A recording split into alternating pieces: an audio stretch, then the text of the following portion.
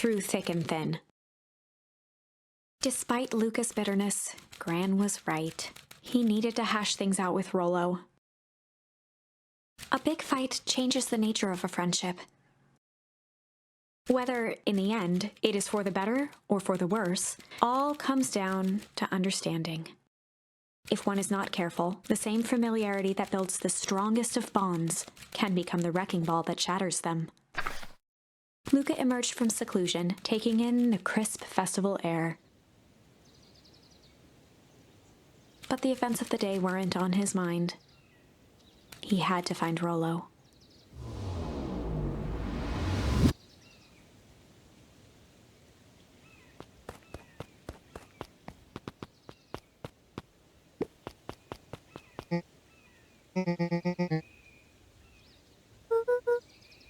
Roxy rolled her eyes, shaking her head.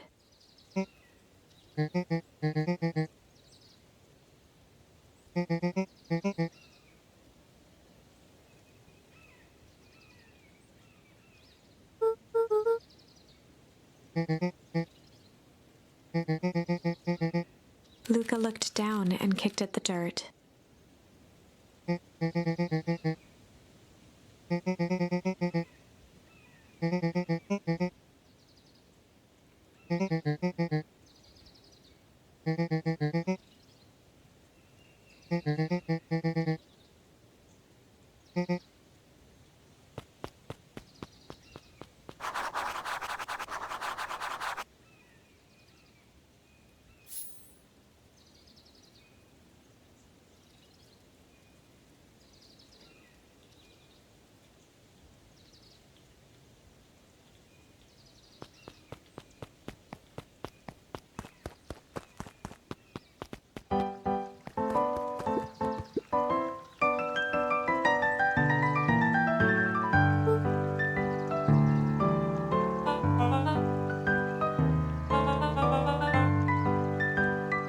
Mr. Kerr pointed to his grinning mouth.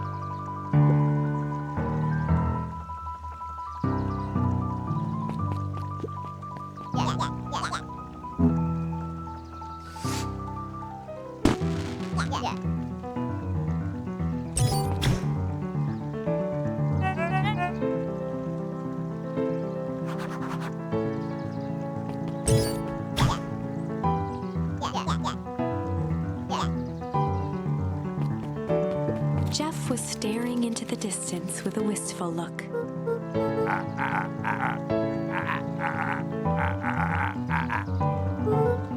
Jeff turned to Luca with a furrowed brow, then gave an understanding nod. For a moment, the two now shared that same wistful gaze.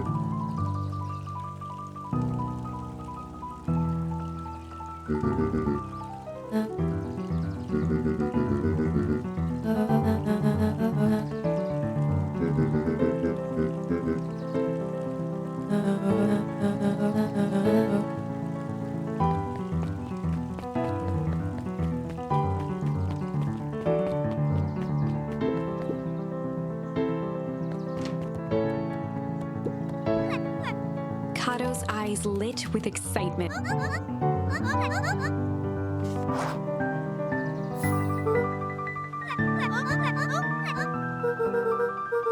Kato straightened up and cleared his throat as if preparing to sing.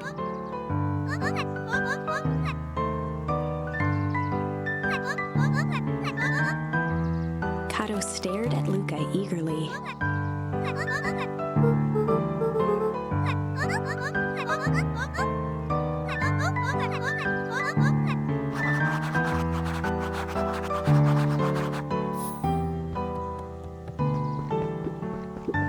Luca grabbed The Adventures of Hank Atomic.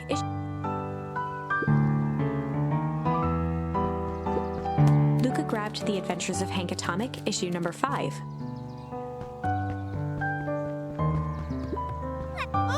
Kato removed his book from the desk and replaced it with Luca's, turning on.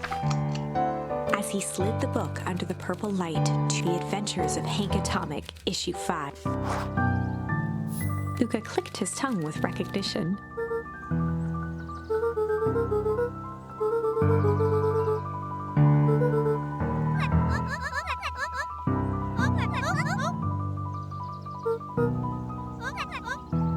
Kato began flipping through the pages, stopping when he hit a glowing word. He continued flipping.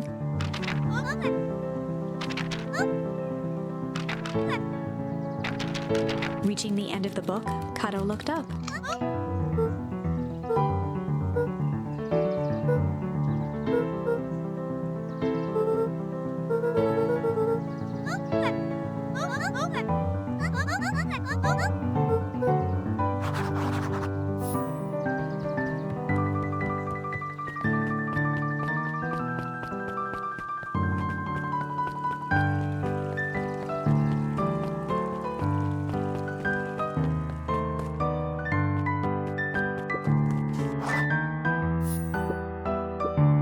Before Luca could finish his sentence, Griffin handed him a corn dog.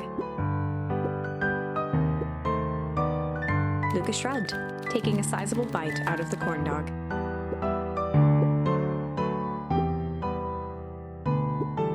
Luca tongued at his cheeks. He reached into his mouth and pulled out a slip of paper. He shook off the bits of corn dog to read the slip. Luca finished off the remainder of the corn dog.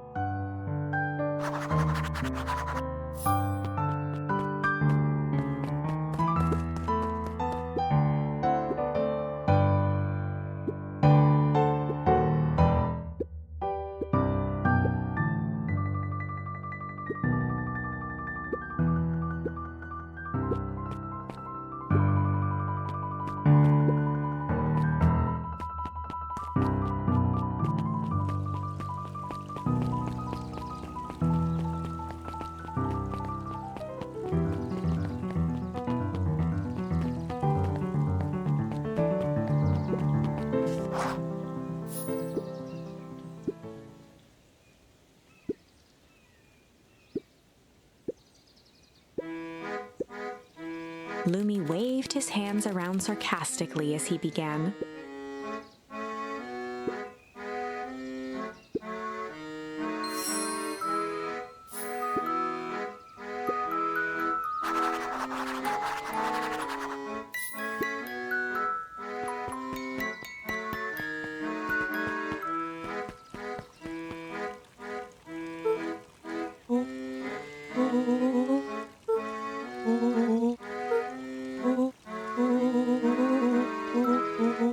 Rollo sheepishly handed Luca the balloons.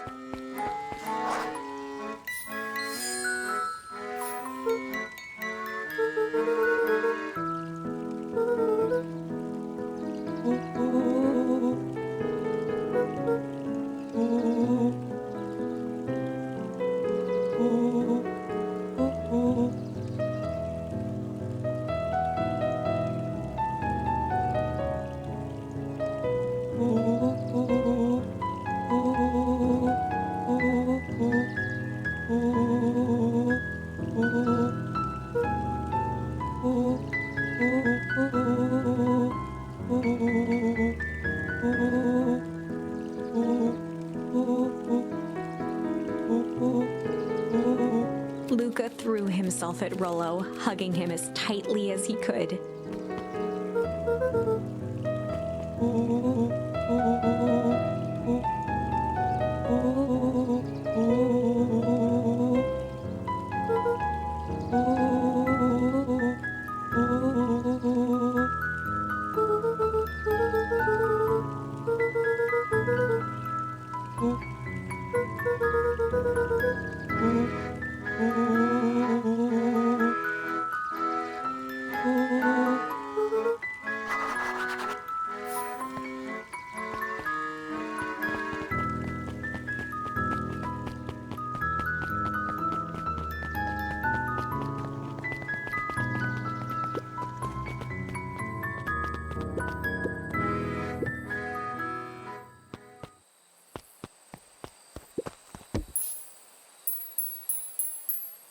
Luca wrapped a twig of thyme around the hook. Some fish have refined.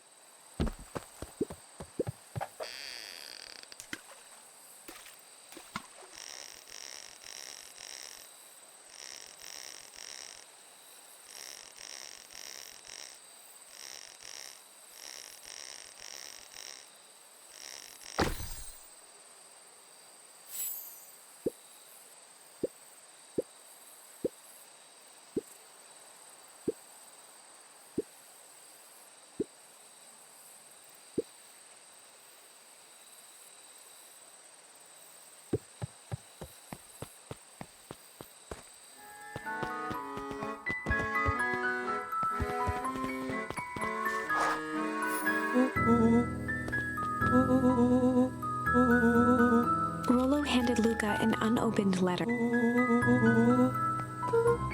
Luca, some things are going to happen that might be difficult for you to understand. If I am honest, I hardly understand them myself. But whatever happens, I need you to know that I love you. None of this is fair to you. You have already lost so much. We both have. I wish there was a simpler way forward. But if there is, I haven't thought of it. God knows I've tried. Everything I've done, I did for you. I hope someday you can accept that. Love, Gran. Luca folded the paper into his pocket and headed up the ladder.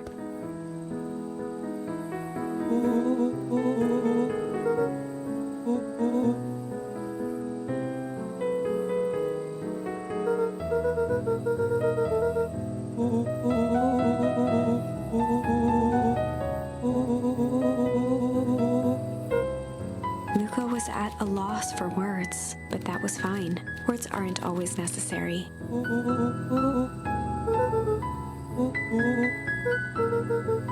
Sadly, this was untrue.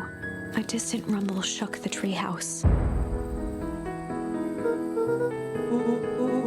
It was not fireworks. It was something the boys couldn't possibly comprehend, something as old and cruel as time itself.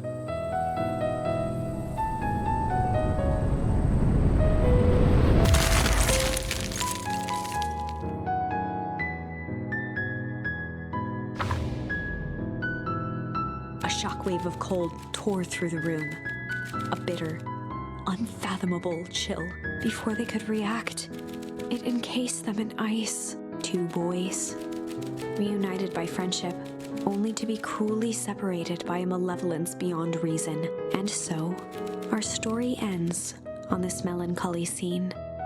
In a silent treehouse turned statuary, in a town brought low by its secrets, sits a pair of friends, alone, together, for the rest of time. The end. No, that can't be the ending. It simply can't. I won't accept it, and I hope you won't either. There are more endings, more possibilities. I can feel it. We are just going to have to sort through them all until we find the one that fits.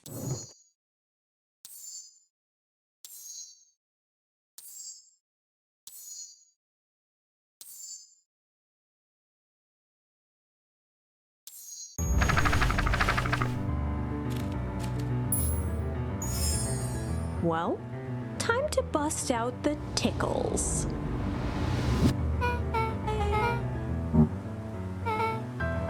Beck lunged forward and began to tickle under Tish's arm.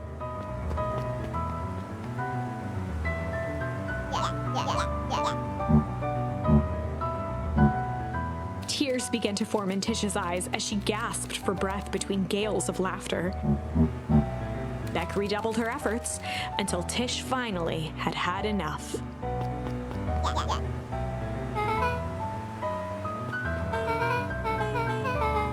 Iggy's eyes darted around, a realization dawning on his face that he was now outnumbered.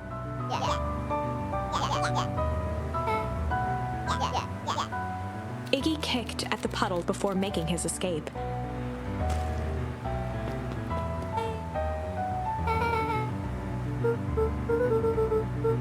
Beck shook the ooze out of her hair as best as she could.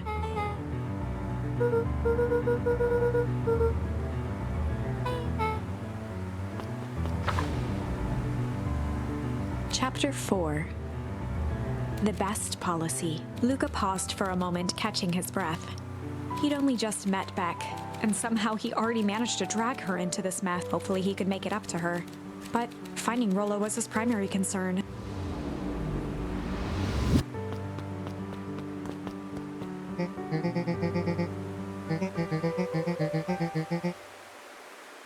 Roxy and Fitz looked drained. It was clear they'd spent all day searching.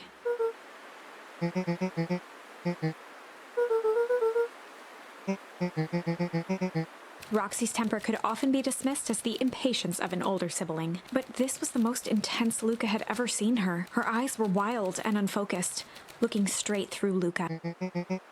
In a torrent of rambled words and tears, Luca broke down.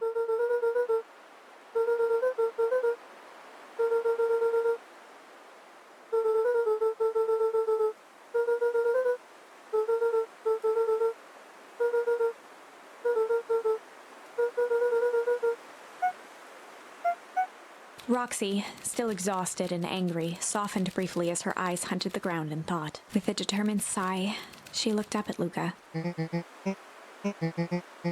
Roxy drew herself up.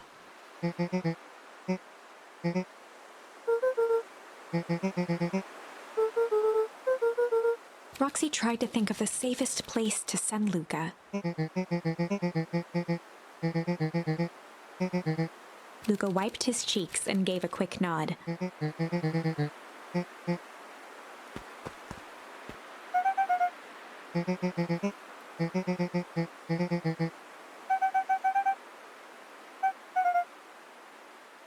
Looking into the puddle, Roxy rubbed her arms to warm up.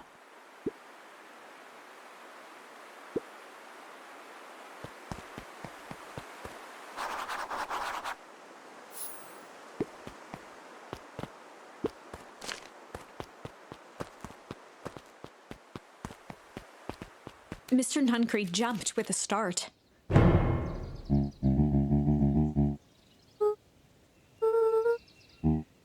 Luca motioned to the phone booth.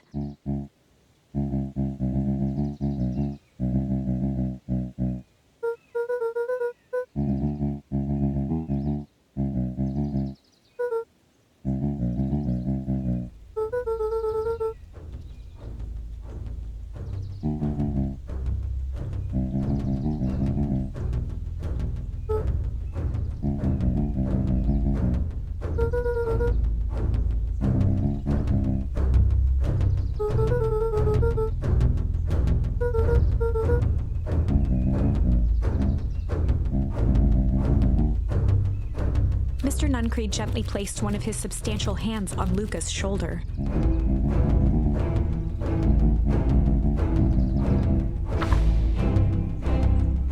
Luca peered up at Mr. Nuncreed. Kind eyes warmed a stern face. There was a deeper emotion hiding beneath it all. It was subtle, but Luca could sense something eating away at him. There was a shame lurking behind those eyes. A deep sadness. If Mr. Nuncreed was that worried about Rollo, maybe he could help. Mr. Nuncreed raised an eyebrow.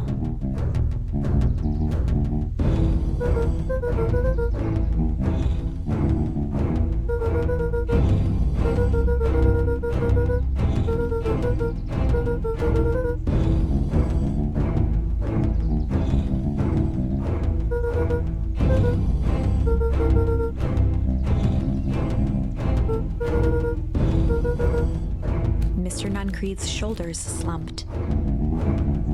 A deep sigh bellowed from his chest. Luca attempted to take a step back, but Nuncreed's hand clamped down on his shoulder.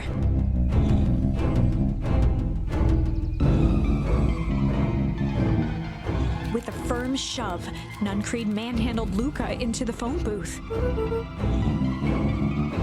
The door latched shut with a mechanical hiss.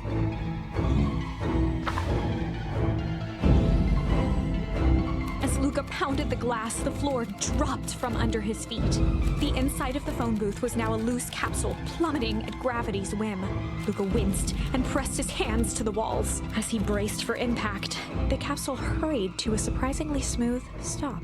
He felt a cold rush of air and opened his eyes with hesitance. Two large figures in hazmat suits occluded his view. Luca heard the deep, resigned voice of Mr. Nuncreed over an intercom. He knows too much. The end. Wait. No. This isn't the end. I know there's still much more. Somehow this went wrong. Okay, let's try something else.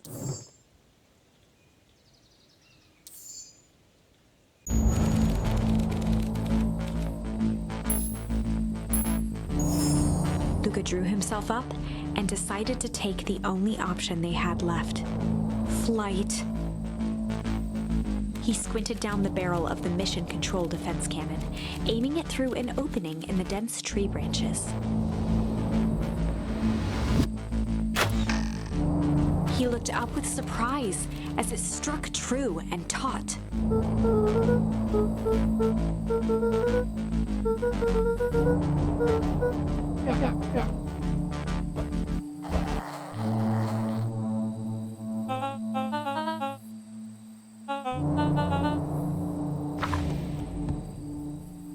Luca and Iggy winced as they sprinted through the thicket. The branches clawed at them, reluctant to give passage. After what felt like a marathon, Luca stopped in his tracks as they reached the clearing.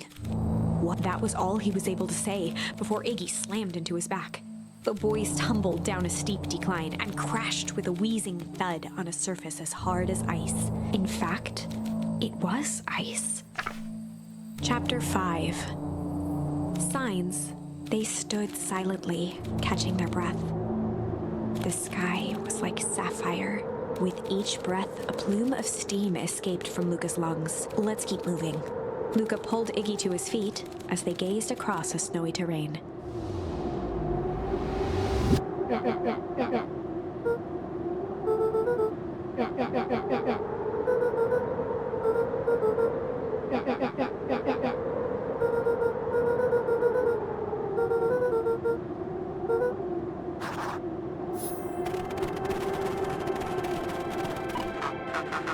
Luca had almost forgotten the walkie-talkie he was carrying. Luca looked at Iggy with hesitation. With a resigned sigh, Luca responded.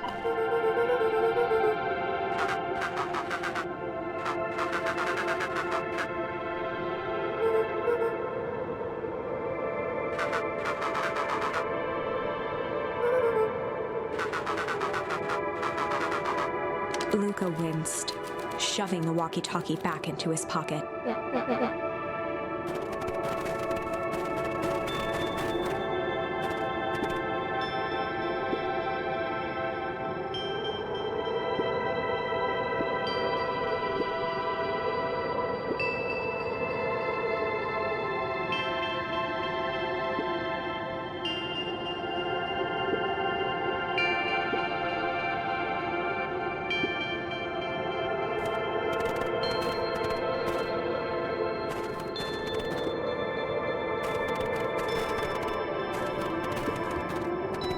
A disc of smooth metal was lightly covered in snow.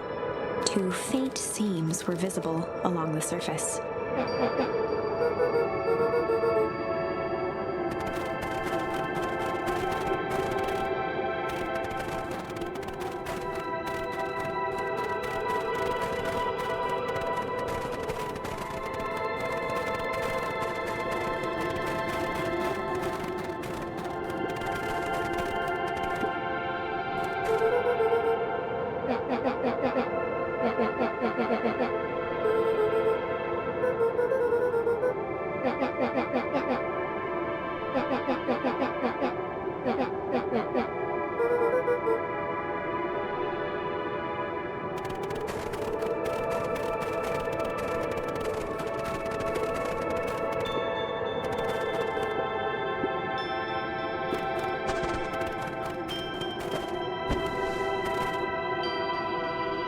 The boys stared in disbelief at the sign that now clearly read, "Welcome to Beacon Pines."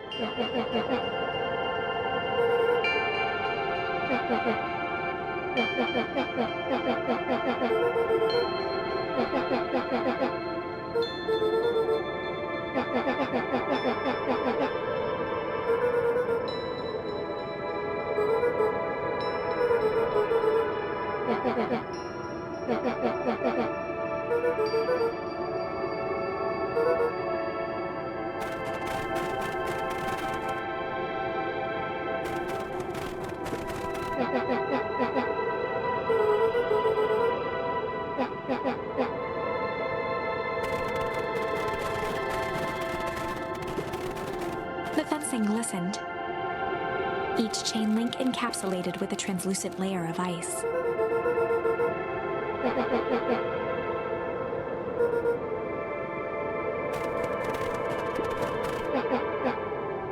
Looking down at the frozen stream, Luca could faintly see a school of minnows encased in the ice.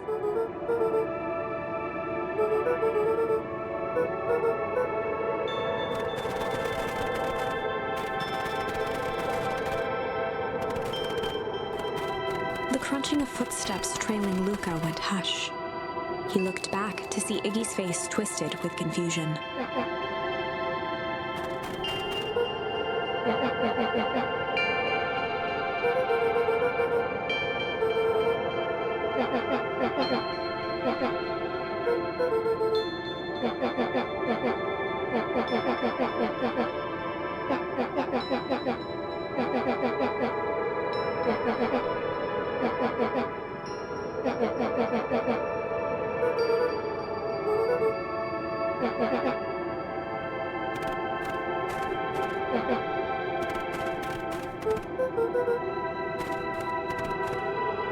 Luca peered upward at the darkening sky. He let out a long, foggy breath. Faintly, Iggy began to cry. Seeing Iggy in such a pathetic state gave Luca a sense of compassion, and more than a little guilt. Luca allowed himself to collapse next to Iggy. The boys huddled together for warmth and comfort. If not for exhaustion, their minds would be racing, trying to make sense of the events of the day. As it was, all they had energy for was to sit in silence, numb.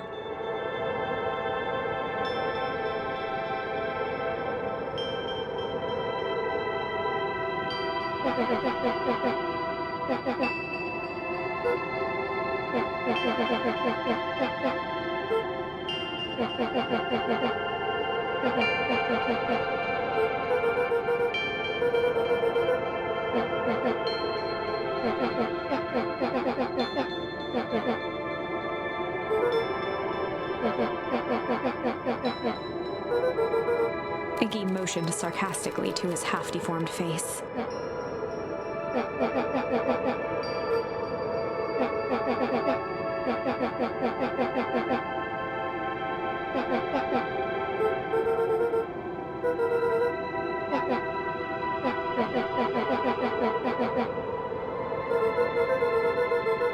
Iggy shrugged.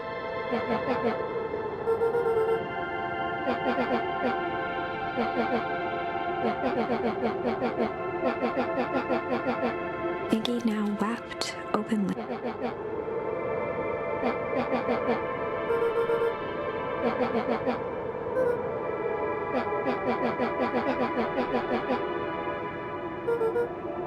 He wiped his nose with a sleeve. Luca gave a warm chuckle.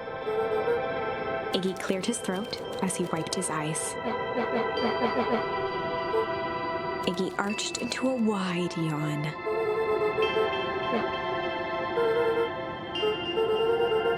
Luca's eyelids began to slowly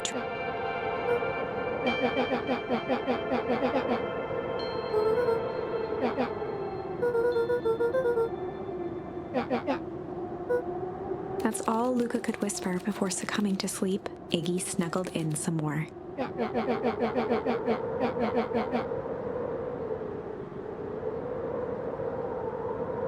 The house smelled of warm bread.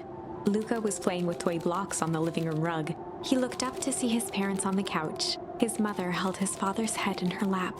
She idly stroked his hair while humming a song. A voice behind Luca spoke.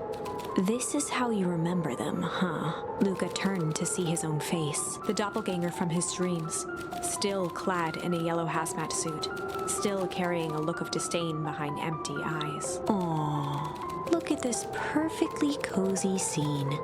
You know, it wasn't really like this. The figure picked up a toy block and inspected it.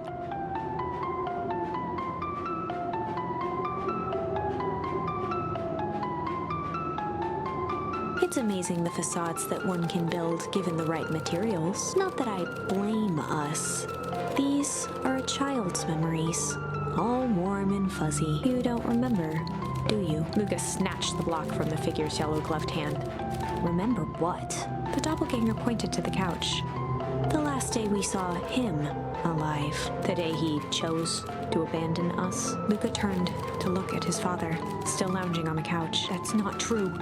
He didn't abandon us. The doppelganger waved his hand dismissively. Everything is true here. It's just a matter of what we choose to see. Well, let me show you. The world flickered and pulsed. Luca was sitting next to his bed, listening to his heartbeat with one of his dad's stethoscopes. The doppelganger limped into the room. Now, we both know that's not how this went. He grabbed Luca's hand and guided the stethoscope to the floor. Luca heard muffled shouting, brought close by the stethoscope. It was his parents, fighting. Do you remember what we did next? Luca gave a slow nod and crept down the hall to peek through the banister. He could see the outline of his mother at the bottom of the stairs. Damn it, Walt. We can't afford to get involved in this. She was scared. His father stepped forward. What am I supposed to do? Just watch? There's a sickness in this town, and we both know who's behind it. I swore an oath to help people. I won't turn my back on them. Luca's mother grabbed Walt. She was crying, pleading. I can't lose you. Walt calmly removed Eleanor's hand from his shoulder. What's right is right, and what's wrong is wrong. I could never live with myself if I let Sharper get away with this. Eleanor raised her voice. Spare me your bullshit platitudes. What about our son? Luca flinched, dropping the stethoscope down the stairs. Walt turned with a panicked smile. Luca, is that you, buddy? With tears in his eyes, Luca descended the stairs. Mom? Dad? What's going on? Walt dropped to a knee to meet Luca eye to eye. Nothing, buckaroo. Your mom and I just got a little over. Luca placed the stethoscope against his father's chest. His heart was racing. It sounded like you were going somewhere? Walt gently removed the device from Luca's ears. Listen to me, Luca. I have some business to take care of. I'll be back in time to tuck you in. Luca hugged his father tightly. Promise? Walt stood up and walked to the door. He glanced over his shoulder. I promise. house. With a wink and a grin, he put on his hat and strode out into the evening. A figure approached soundlessly from the foggy snowfall.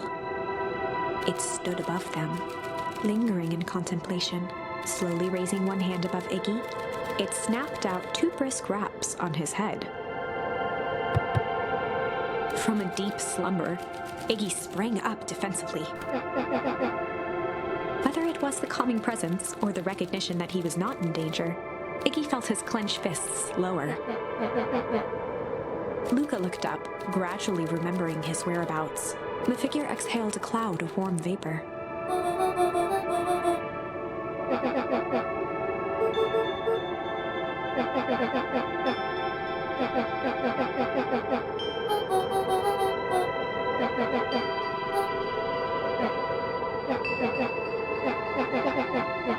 When it came to complete strangers, Iggy had trouble cobbling together an insult.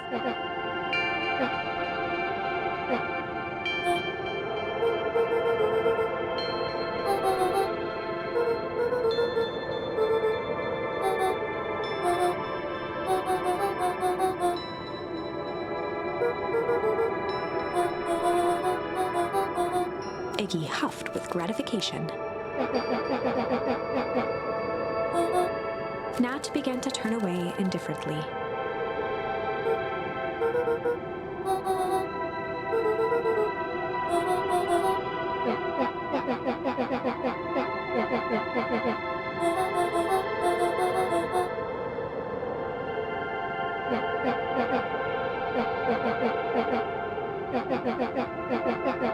Iggy turned sharply and began to stomp off.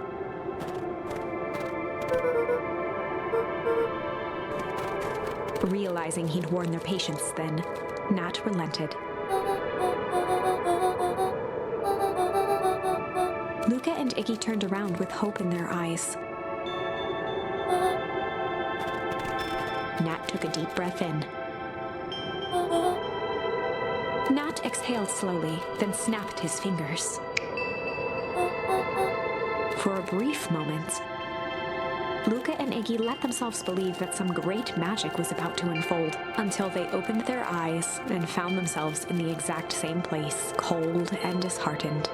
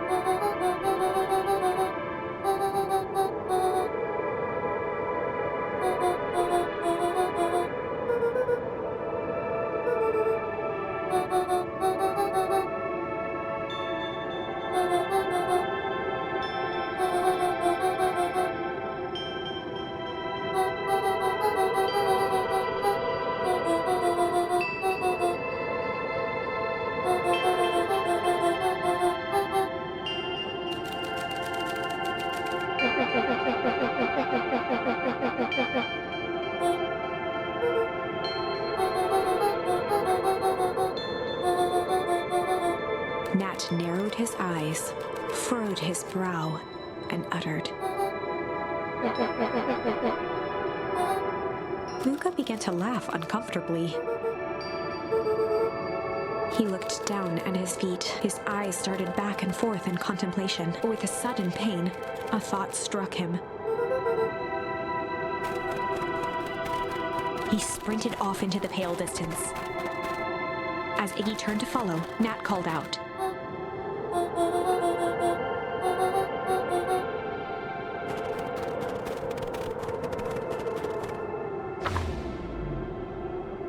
Chapter 6. The source. Nat expressed his sympathy with a shrug and sauntered off as unassumingly as he'd arrived. He'd given Luca and Iggy what they needed, and nothing more. As Luca sprinted across the snow, the events of the past few days became clearer, pieces to a larger puzzle.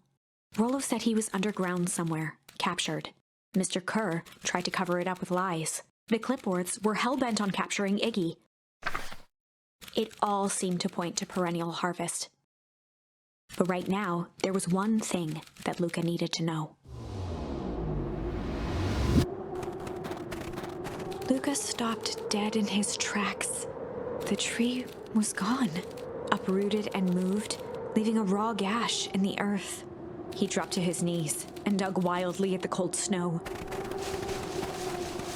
His numb hands hit something hard, a headstone. A dry whisper escaped Luca's lips.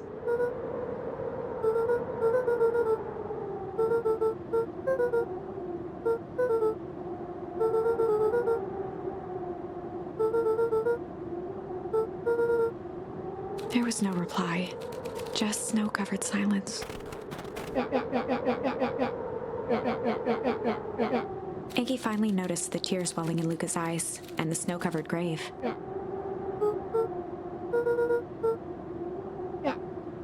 Suddenly, they heard the crunch of approaching footsteps in the snow.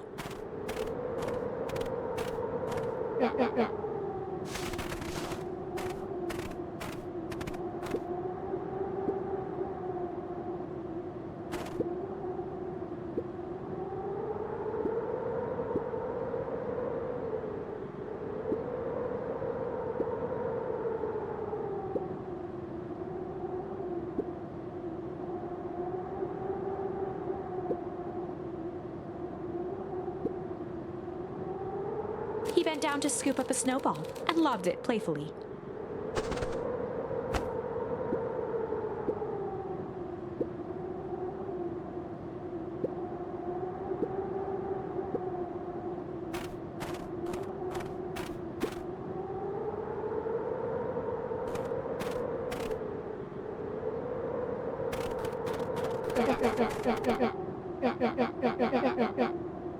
Luca stuttered through heaving sobs.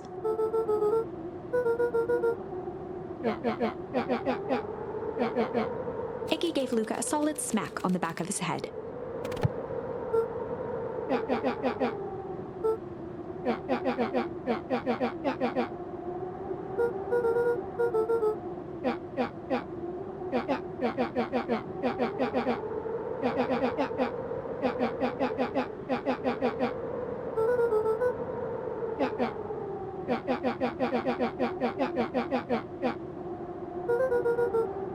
Luca wiped his eyes with a sleeve.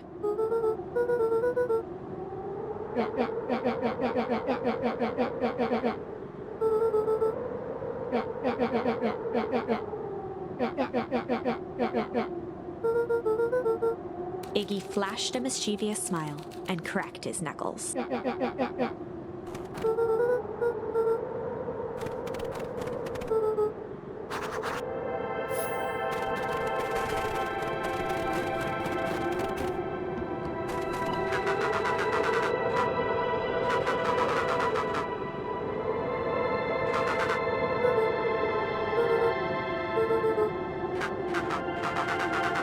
Iggy and Luca shared a skeptical look.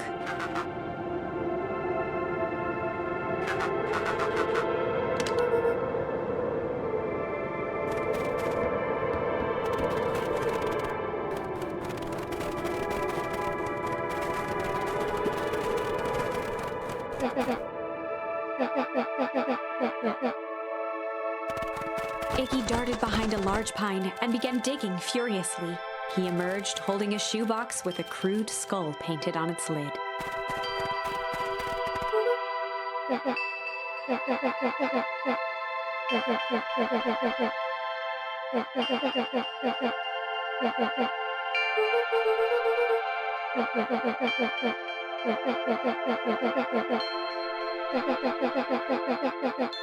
Luca rolled his eyes with realization. Iggy stifled a chuckle.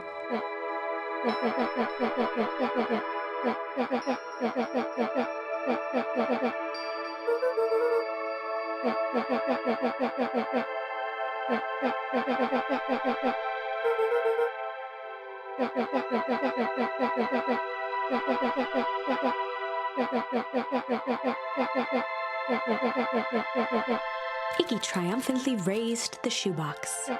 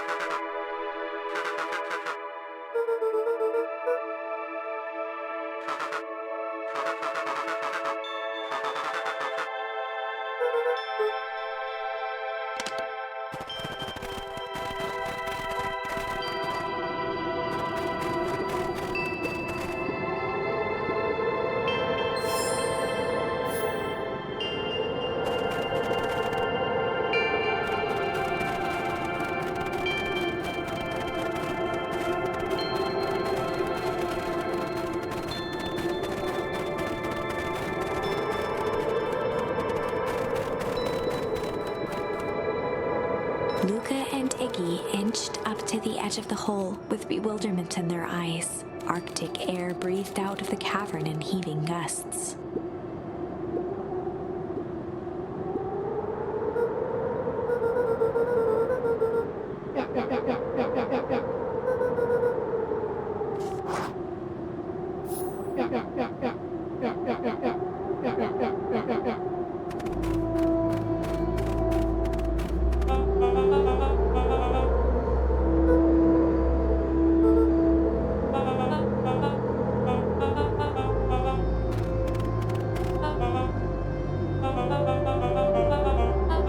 Mr. Kerr gazed down the abyss in contemplation.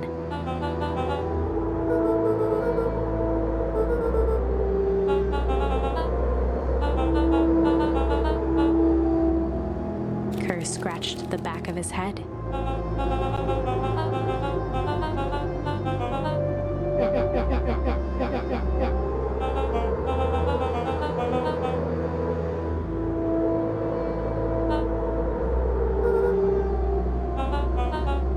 His face contorted into a saccharine grin.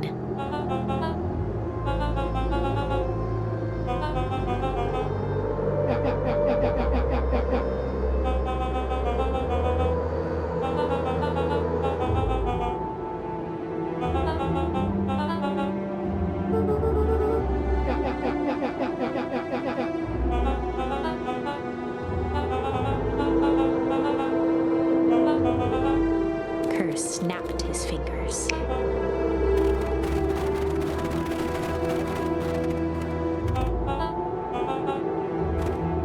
Iggy turned to Luca with a sly glance.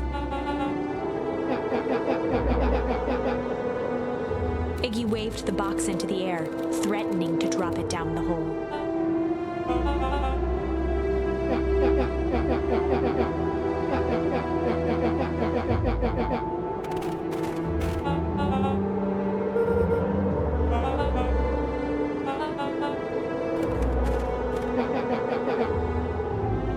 Iggy plucked a single bottle rocket from the box and held it up with reverence.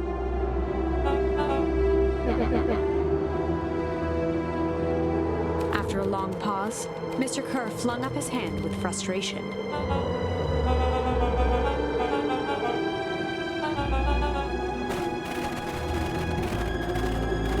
Mr. Kerr sighed into the frigid air. With a nonchalant flick, Iggy tossed the firework into the hole.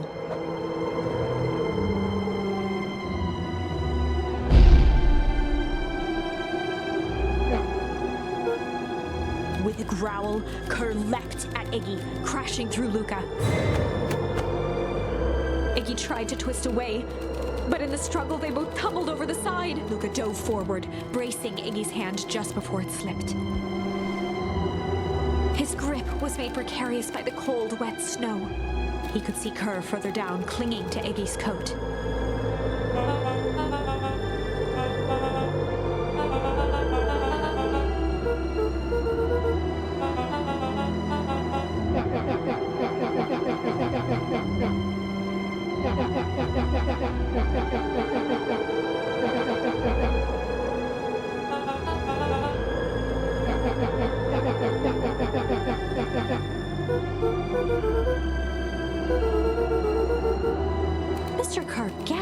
with insult.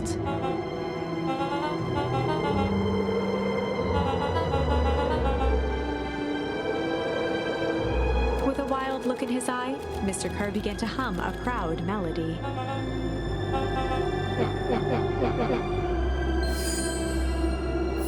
Luca's hand began to cramp.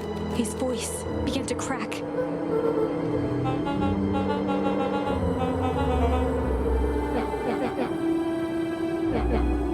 Luca felt Iggy loosen his grasp. Every muscle in Luca's body burned.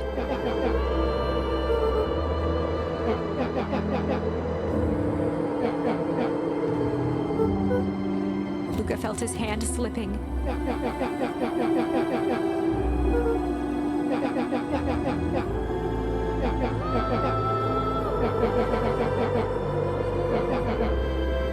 A calm settled over Iggy's face. Iggy's voice was colder than the bitter air billowing from the cabin.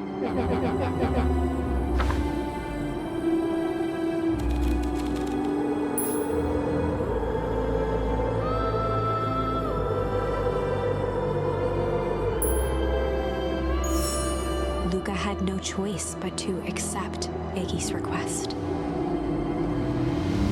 With a quiet blink, Luca watched a teardrop sail down into the howling void. As his fingers slowly gave up, he met eyes with Iggy.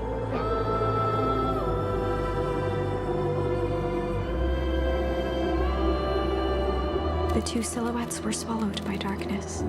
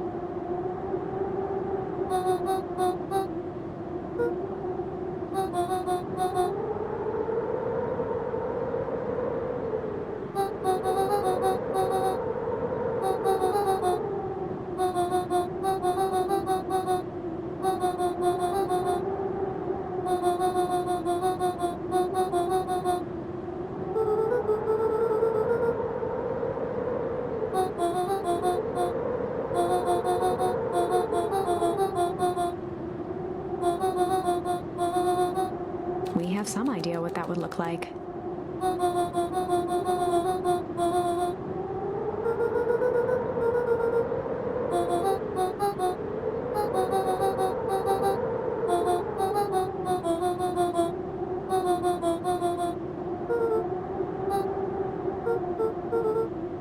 A fierce twinkle flashed in Nat's eyes.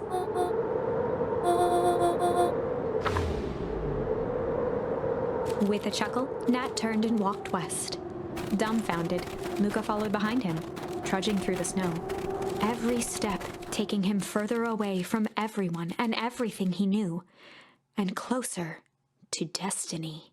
To be continued in Beacon Pines, Pines Harder, Revenge Served Cold, Second Time's a Charm? Wait, that's it? This ends with a crummy cliffhanger just when it was getting good? I was even starting to like Iggy. No way. I refuse to be associated with some never-ending parade of sequels. Let's go back and find something more definitive.